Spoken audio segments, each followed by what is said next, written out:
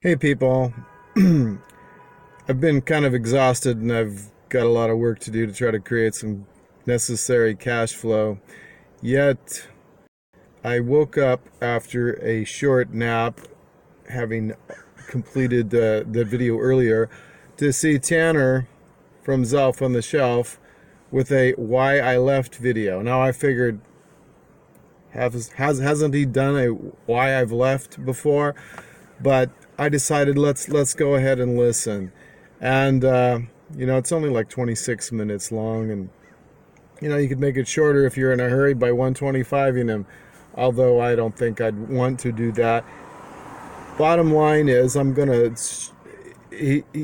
reflect a little bit on this. Tanner and I have had different life experiences. He's considerably younger than me, and he grew up in a different political environment and hearing different excuses at church for shit that doesn't make sense.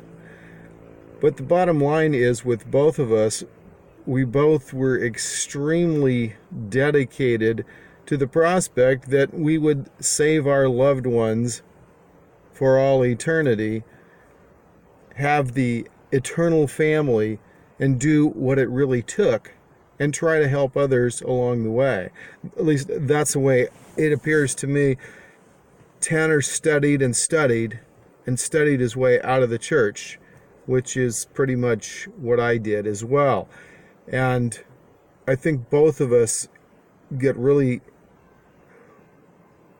offended at the bullshit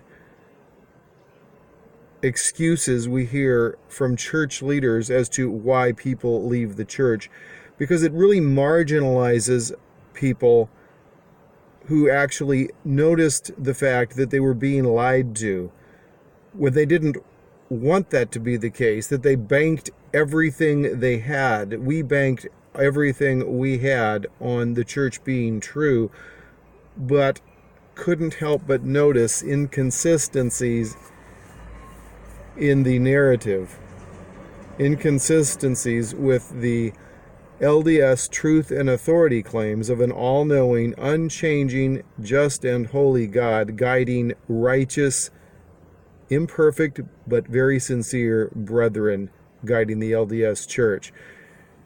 So I want to play a little clip of this, that maybe a clip or two.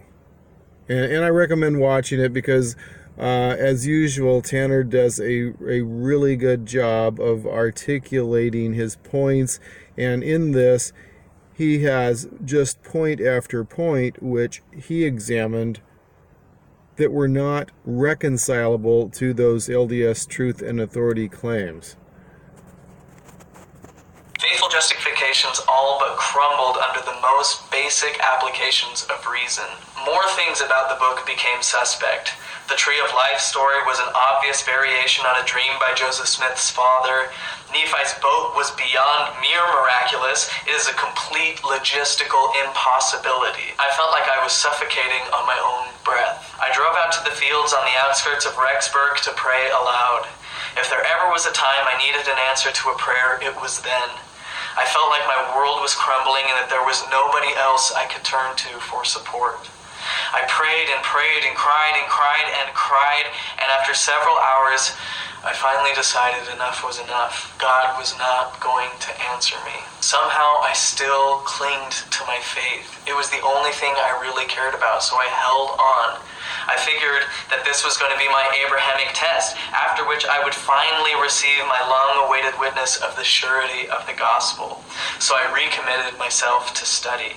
For the next year and a half, I spent an average of 6 hours a day reading everything I could about Mormon history and doctrine.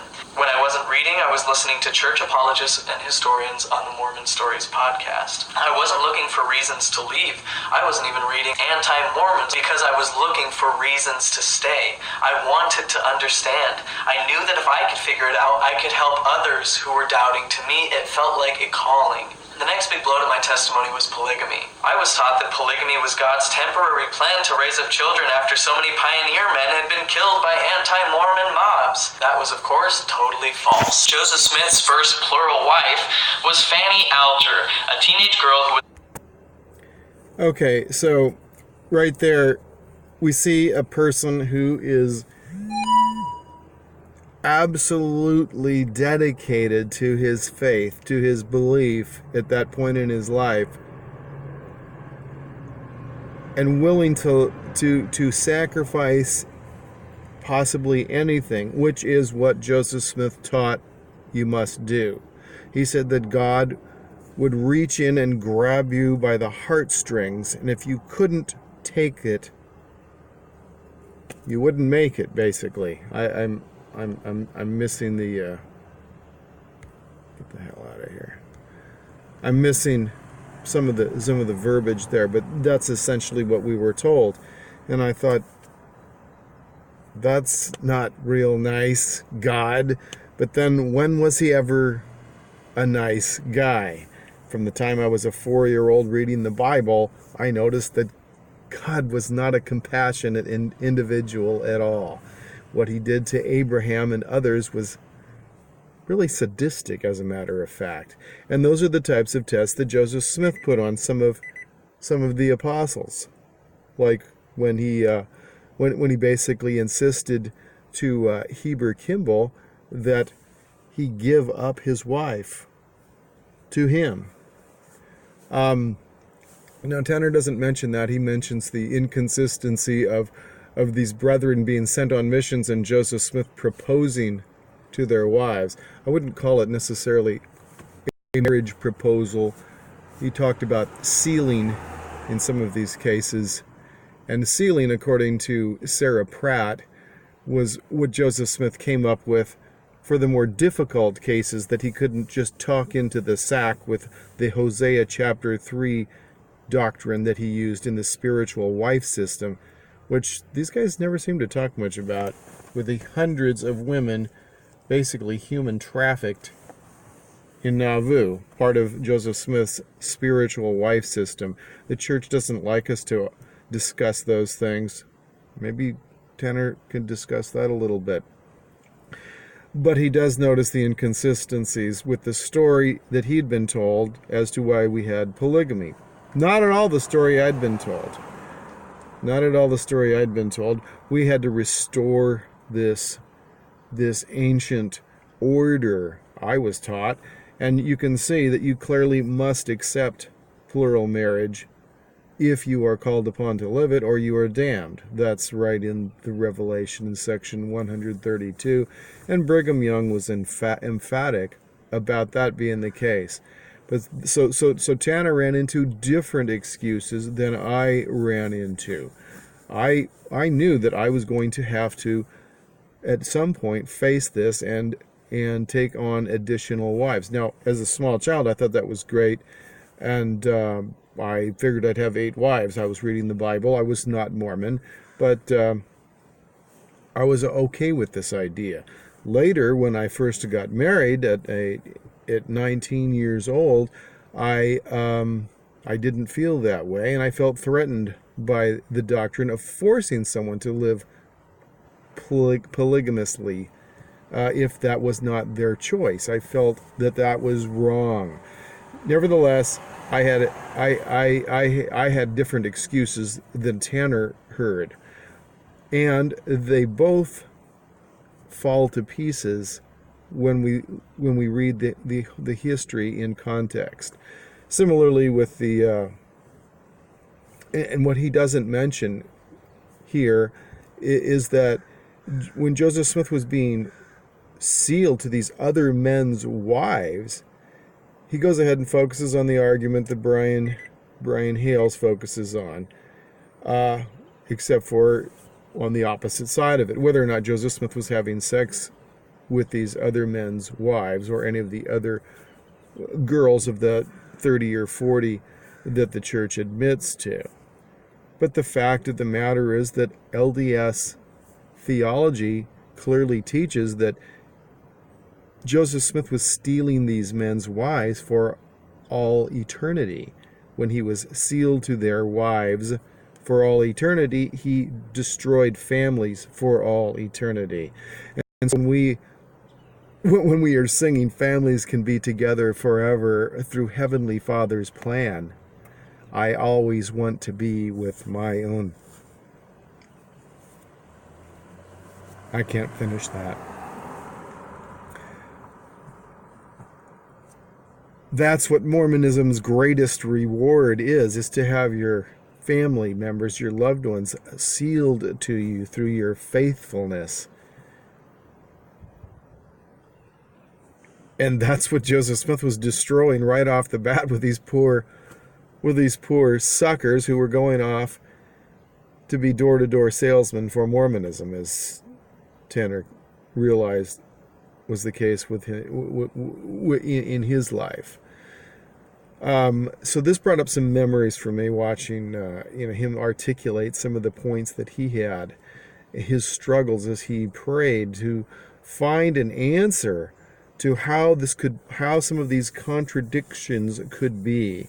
How could he possibly reconcile what he was learning about the church to the belief and to the teaching of these truth and authority claims of an all-knowing, unchanging, and wise and fair, loving Heavenly Father?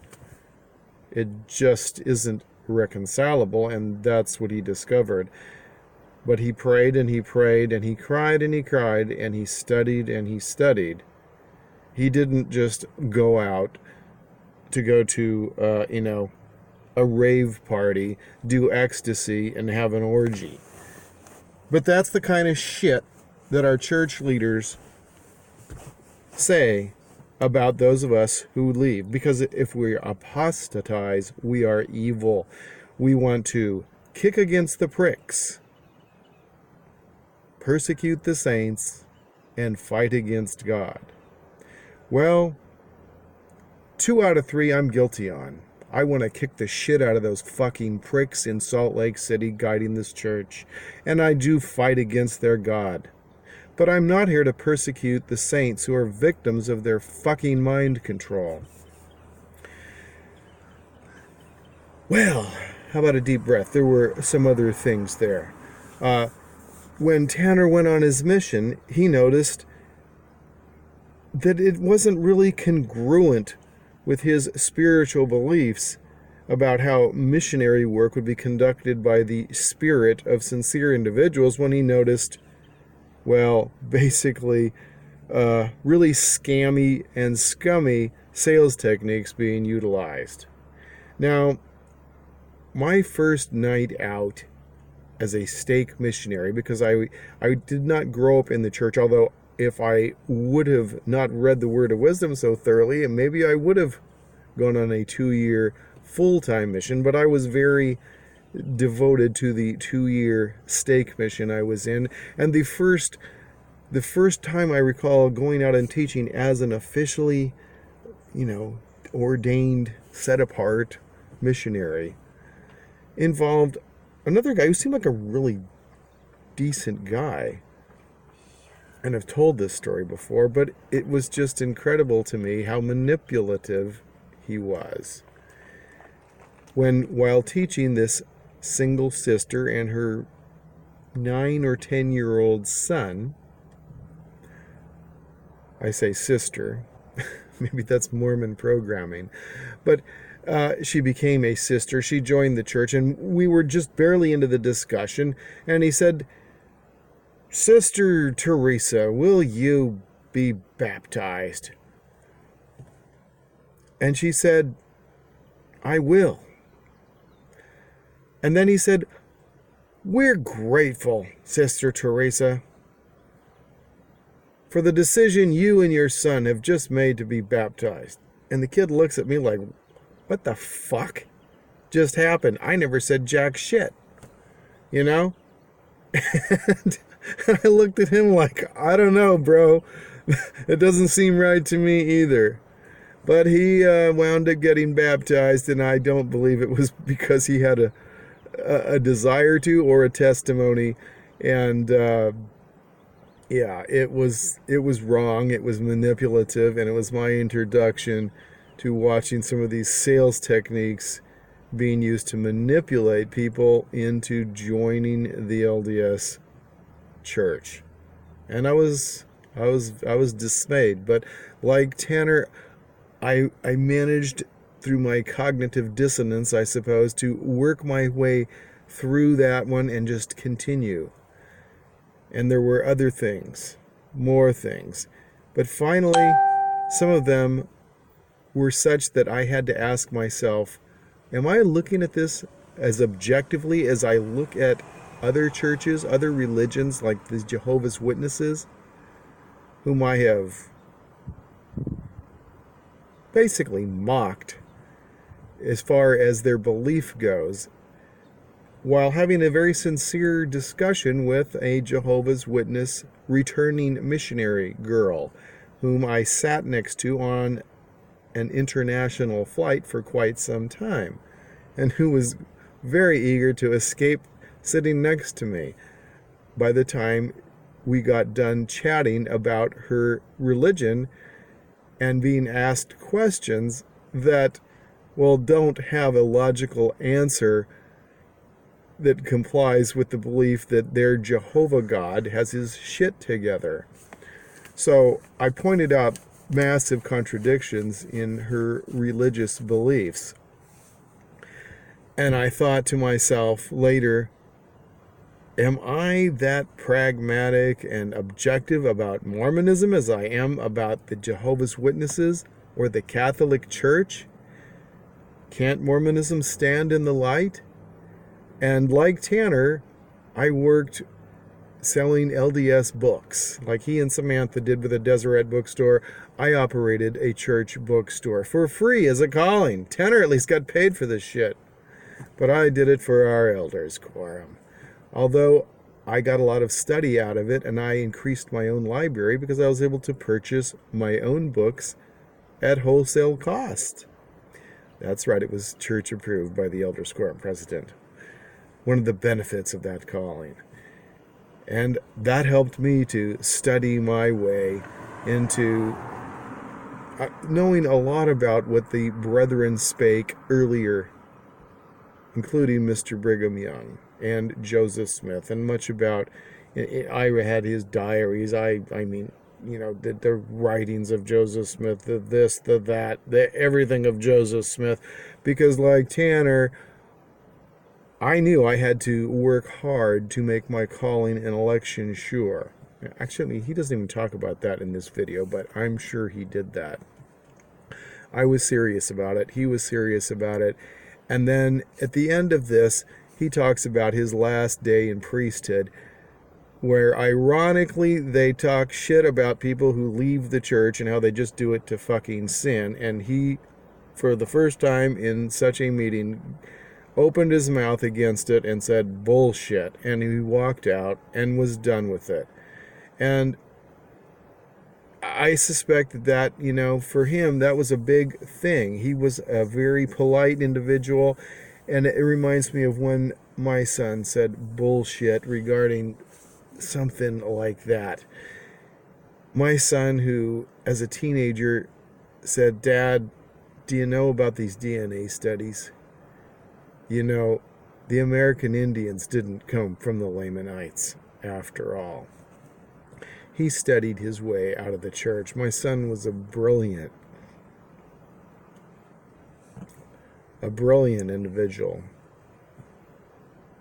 And he figured out that everything we've been told is bullshit. So, like Tanner, I'm pissed at these brethren who go and say that those of us who leave just wanted to sin. A lot of things that they called sin, like Tanner, I agree, are not anything I would now consider sin. But that's not the point. The point is that both of us were very dedicated to the point that we sacrificed a great deal and were willing to give up temporary pleasures or comfort or all sorts of things for the cause of being faithful to do whatever it fucking took to succeed in being a worthy member of the church, worthy to keep your loved ones forever, to save them from losing their opportunities from being gods and goddesses and winding up in some celestial lame-ass inheritance after going to hell for the entire period of the millennium or so. No, so marginalizing people who leave the church, especially who have studied their way out and realized that it's bullshit, is just completely unethical. It's wrong and it's cruel. So, along those lines, I wanted to point out a Christian doctrine we get from the Bible, which is pure fucking mind control. When it talks about, the wise, they think they are learned, but you need to just be humble, shut the fuck up, and obey. Have faith, follow Jesus Christ, don't think for yourself. Well, that is mind control right out of the Christian goddamned Bible, which shames us for actually studying and thinking rationally. That, like faith, is complete bullshit mind control construct. And that is the kind of shit that keeps people stuck in a religion that is killing people and covering up the pedophilia, the satanic ritual abuse, and the fucking human sacrifice that these pieces of shit Luciferian Freemasons at the top are directing. Congratulations on a very well articulated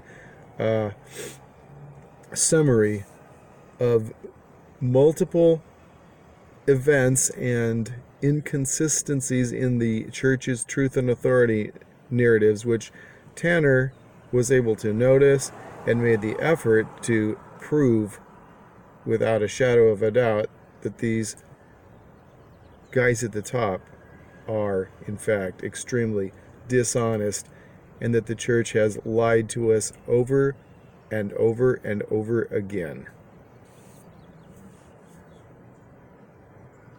Congratulations. Nice job, Tanner.